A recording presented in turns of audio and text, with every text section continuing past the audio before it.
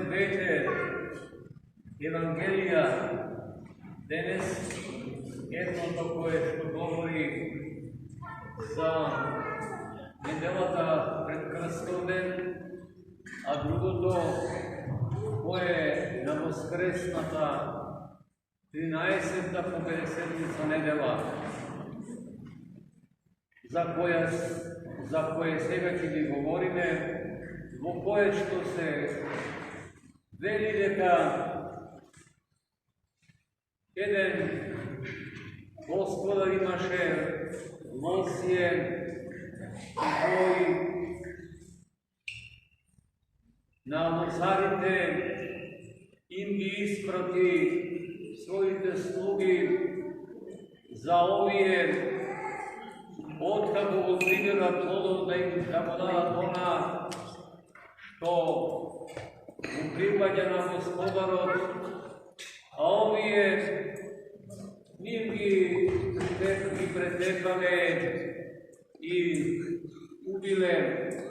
Потоа тој испратил други слуги, а и овие ги претепале и ги убиле. И конечно Господарот си рекол, ќе го испратам својот син, велки молнево ќе се засрамат, но тие ни синот негов не го примиле, туку го и извеле надвор од градот и таму го убиле.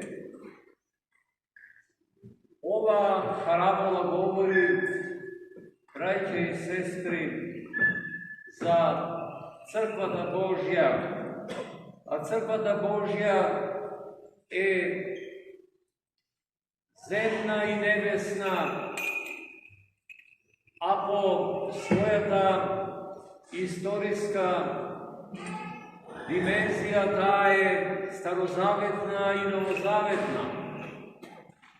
Старозаветната црква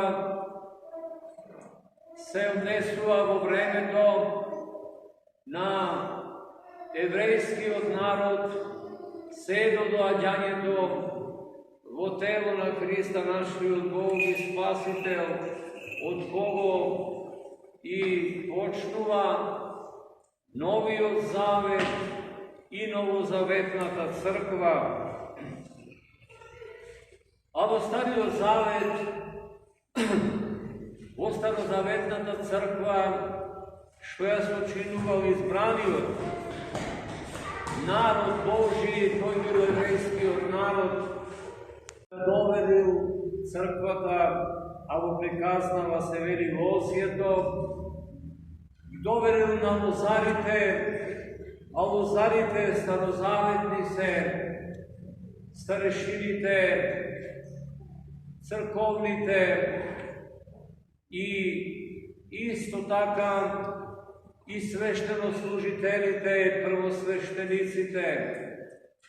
Но еврејскиот народ, иако од Бога избран народ, повремено се откажувал од Бога и се приврзувал кон туѓи богови, односно станали поклонишки народ, па така затоа били казнуван многу пати, во робства разни бил воден еврејскиот народ.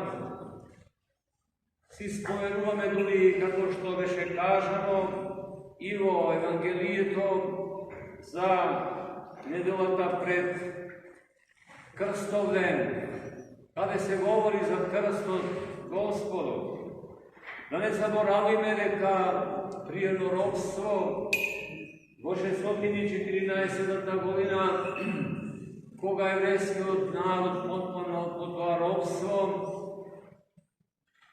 царот што ги заробил персиски ги возели крстот Господов, за потоа по 14 години во 628 година биле повторно вратен крстот Господов во Ерусалим, како најголема светиња како символ на нашата вера, света православна.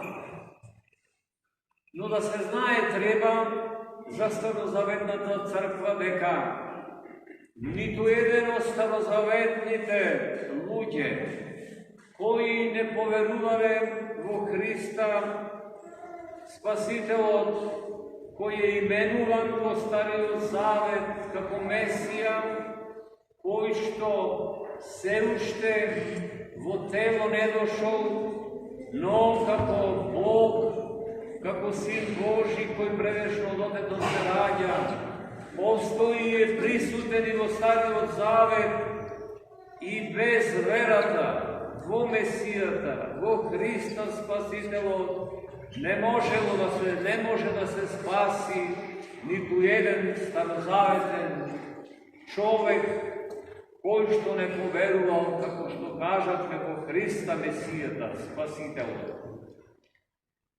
Затоа и во оваа парабола се вели, меѓу другото, дека еврејскиот народ кој бил од Бога избран, ете, сите оние што го учеле во верата, тој нив ги отфрлил и ги биел и ги убивал пророците, патриарсите, судиите страдале и сите старозаветни праведници, особено пророците, многу настрадале од еврејскиот народ, но Господ се вели дека конечно го испраќа и својот Син, Спасителот наш, Господа Исуса Христа, да го поврати во верата народот еврејски кој што конечно го отфрлил Христа, бидејќи фарисеите, садукеите, старешините еврејски тие во Христа не очекувале и не виделе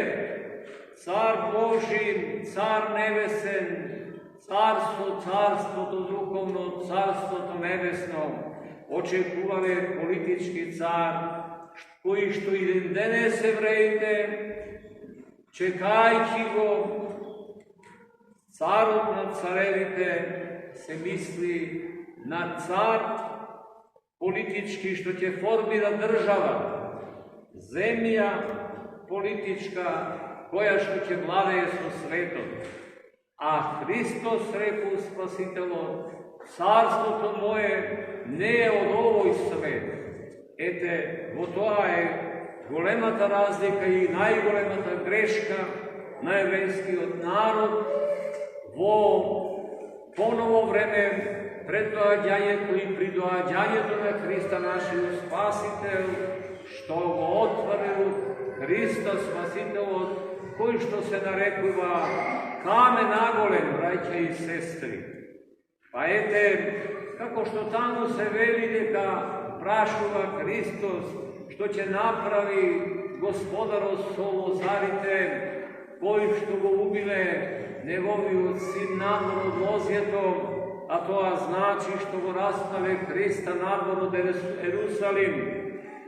Тие самите си пресудиле и рекле, лозјето нив ќе ги казни злосторниците, со тешка казна ќе ги убие, а лозјето ќе го даде на други лозари.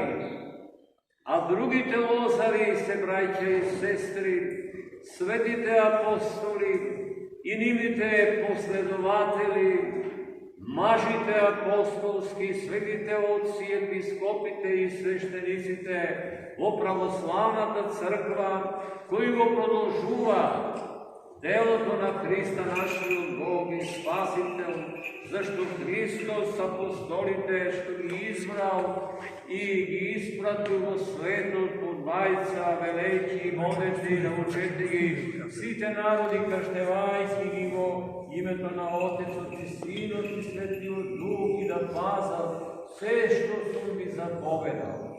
Pa takav, otkako se to se slučilo, otkako crkva Božja izobilno primila Svetiju Duh na duhovne, koga apostolite bile sobrani zajedno so majkama Božje i mnoštvo narod, od nenadeš se slušalo silno duvanje na vetar i Svetio Duh molit na ognjeni jazici sledom na sekru apostolite i na majkama Božja i se ispolnile so Svetio Duh i site prisutni apostolite počnale da zboruva na različni jazici, za da se pokaže deka Gospod gi potvrdil da go propoveda Slovo do Božje na sekoj narod,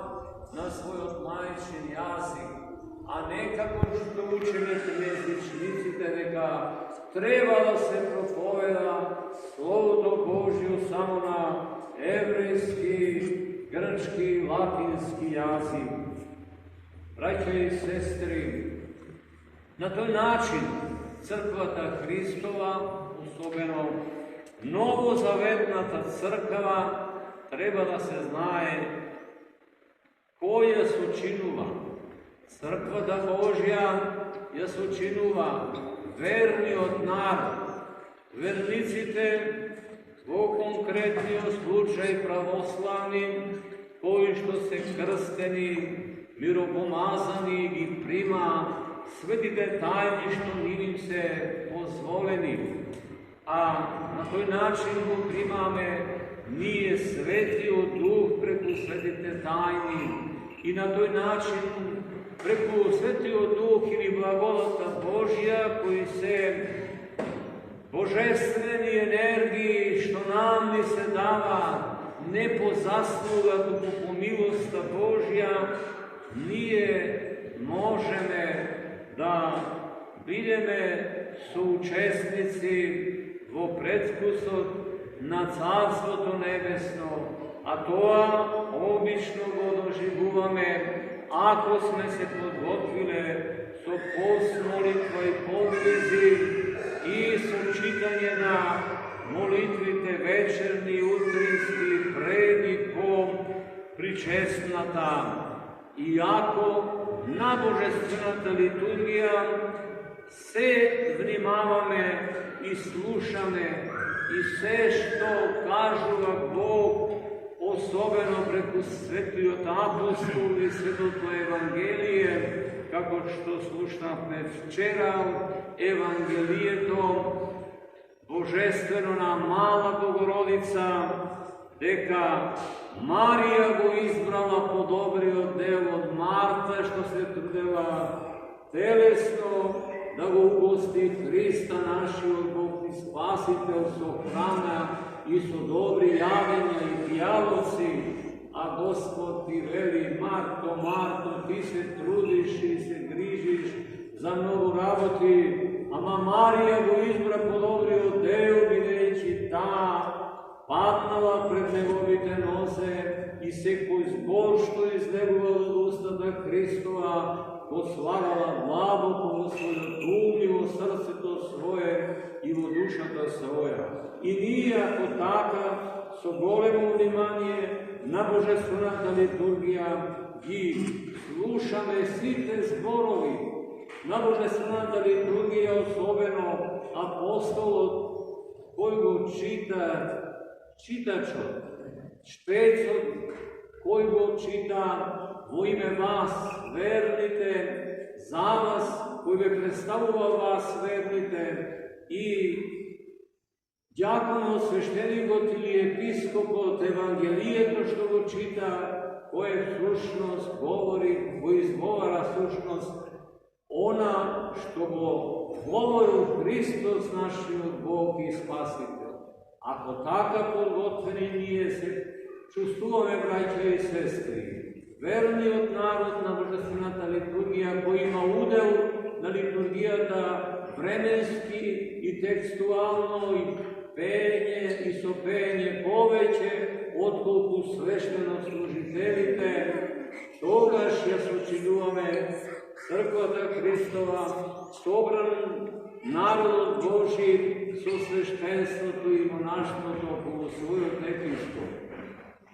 Така и светиот апостол Петар ќе рече дека зар не знаете дека сте живи камења кои што сте се вградиле во живата црква, а живи камења се верните браќа и сестри. Каменот кој е крајаголен, кој обично се става на аголот кога се гради некоја зграда или црква, тој е основата, врз него се доградуваат другите градови, оние што се помазни ги представуваат апостолите, ги подпредставуваат апостолските мажи, Божите угодници, исто така и светите отци и епископите на Црквата Христова, а оние што се рапави, тие не се уште до усовршени во црквата и треба да се гладат, да се мазнат, да се дотеруваат, за да бидат убави во црквата Божја. А оние пак камчиња и камења, макар и поголеми да се, што не може да се вклопат во градбата на зградата или на црквата, тие се фрлаат. И тие отпаѓаат од црквата, тоа се однесува на народ кој што дошол во црквата, ама не успеал да се усоврши и не се образувал, не се отцркувал, не е на божествените литургии, не ги исполнува и почитува и практикува тајните на Светата Црква, почнувајќи од крштението, заклучно со тајната на тајните, светата тајна Евхаристија, приносот, телото и крвта на Христа причестната, за кое говори свети апостол Павле, дека Црквата Божја е телото Христово, а главата на Црквата е Христос Спасителот, а Христос за Црквата да ја направи света и непорочна пострадал, го дал својот живот, распнат на крстот, со што сушност и ја уништил смртта со својата смрт. Со воскресението ни гарантира и нам воскресение, се вознесол на небесата и седнал одесно на Отецот со своето тело, со што ја представил таму нашата човечка природа во Царството Небесно, кон кое ние тежнееме и копнееме постојано, браќа и сестри. А сега, во врска со тоа, за старата, кажавме црква, за новозаветната црква ќе надополниме. Браќа и сестри, не сите кои се православни, не сите кои се крстиле миропомазале и се исповедаат и се причестуваат, се венчаваат и се миропомазуваат, и оние што се свештенослужители примеле ѓаконски, свештенички или епископски, владички чини, не сите тие ќе се спасат. Зашто? Многумина се повикани, малцина се избрани, само оние кои што ќе претрпат до крај, тие што ќе се оддадат целосно на Бога, тие што го љубат Бога, а Бог рекол, мене ме љубат оние кои ги исполнуваат моите заповеди. И денеска, браќа и сестри, ние се наоѓаме во тешка морална криза, за кое не сакам долго, ама накратко да кажам треба. Црквата Христова во раната историја своја имала на вистина вистински мажи и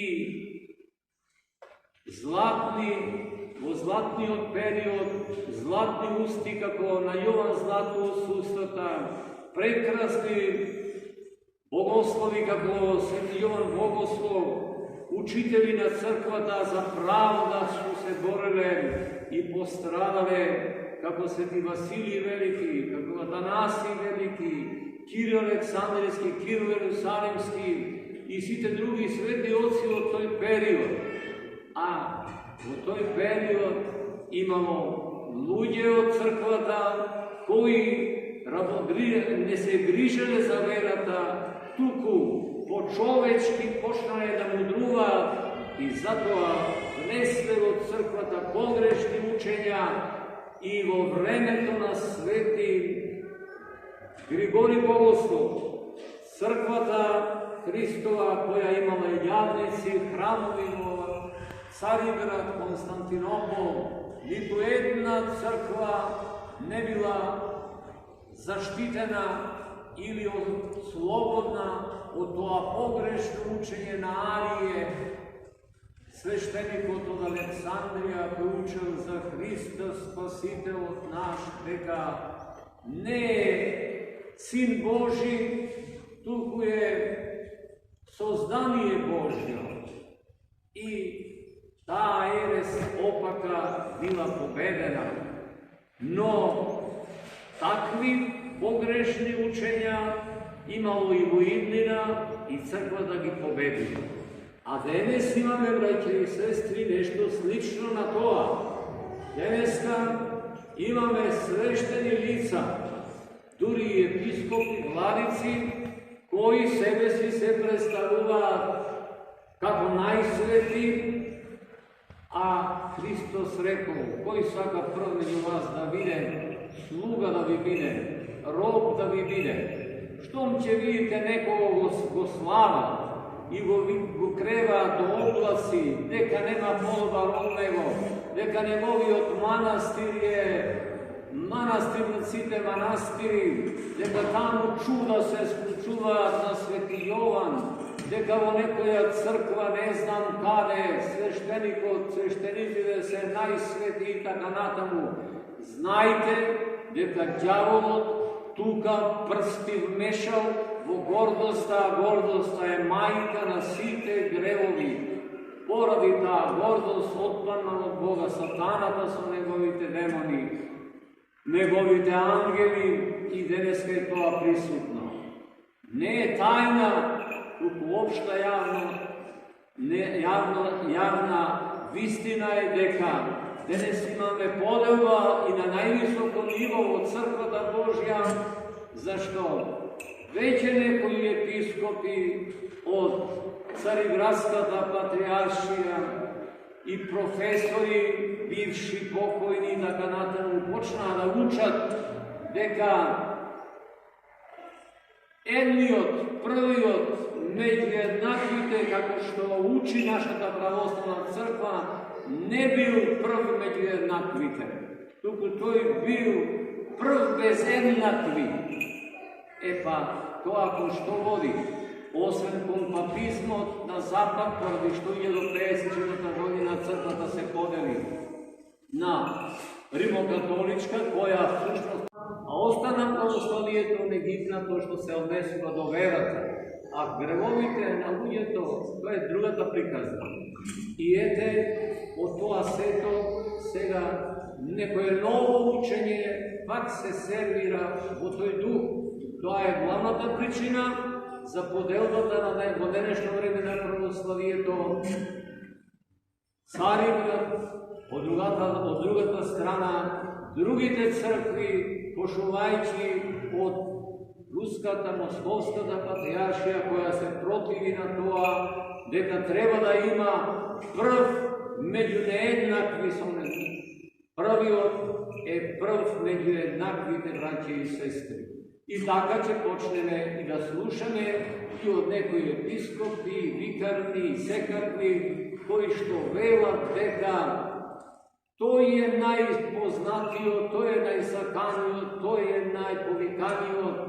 А инака луѓето сега по тие мрежите социјални читаме Ефимија таму од Бидовот, rajčica, ni kažnjava prikazni i laže za našijot arhijepiskop, дека и дал благослов да присуствува на некои таму собири што ги прават за еднаквост на жените со мажите, односно жените да се чувствувале мажи, а мажите жени, глупости невидени. Ете, таа истата вели дека не требало ние православните да бидеме многу крути кон таквите работи, односно да ги прифатиме, да станеме ние дел од она зло што нам ни се наметнува, кое, почнувајќи од една министерка, се сеќавате, што кажа дека не треба да има повеќе родители, татко и мајка, туку родител еден и два, и дека децата уште од мали носе, треба да ги учиме да се определувале дали се машки или се женски или машко-женски или не знам какви. Па прашајте ги малите деца, што ќе проводат, како ќе ви каже тоа. Тој го научи него. Без вие да му кажете, тоа знае Господ го учи. Ама ѓаволот не мирува. Тој вика, ќе ги принудите децата да се определуваат вака или така. Од родителите зависи дали ќе бидат децата вистински деца, машките машки, женските женски, мажите да се мажи, а жените жени. Во противно, сето отиде по ѓаволите. И така е трпната работа, браќа и сестри. Сакам да укажам на овие опасности, што денеска се случуваат јавно и се притиска со разни глупости, дека зајакот бил празника на Христовото воскресение. И глупости уште што некакви кажани, новотари измислени. Чувајте се од тоа сето и се што не е добро. Одма укажувајте вие што сте упатени во верата. Подобро, ако го забележите кај мене нештото дека не е во ред, согласно со верата, одма да посочите, дедо Владика, ова не е во согласно со учењето на православната вера, а јас сум должен да се поправам, да се извинам и да кажам дека сум сгрешил. Ама ако не се поправам, и ако не се извинам, и ако не кажам дека сум сгрешил и си терам по свое, заведувам огромни луѓе околу мене, ги учам погрешно и создавам еретичко учење во црквата, наша света православна, а веќе имаме идолопоклонство во православна наша црква, кој го предводи еден епископ викарен од еден манастир, знаете кој е и кој е човекот и се што прави за кого. Неговите велат дека последните 3 века посред човек немало, а од глупост до глупост слушаме од устите нивни и од тие гумени таму и архимандрите и архибандите, не знам што се и како се тие луѓе. Па не може да каже некој, ни владика, ни патрика, дека тој може да ги земе гревовите на луѓето. Мајката Божја не може да ги земе гревовите на луѓето. Само Христос Спасителот, кој расплатна крв заради нас, ги зел гревовите на светот. Штом некој ќе рече дека ги зема гревовите на луѓето, тој веќе му го зема местото на Христа и самиот Господ се прави и сите другите што му веруваат ги лаже. Ете, браќа и сестри, ова е сериозен проблем. Влегуваме ние во Македонската православна црква сите што го следат тој човек во идолопоклонство.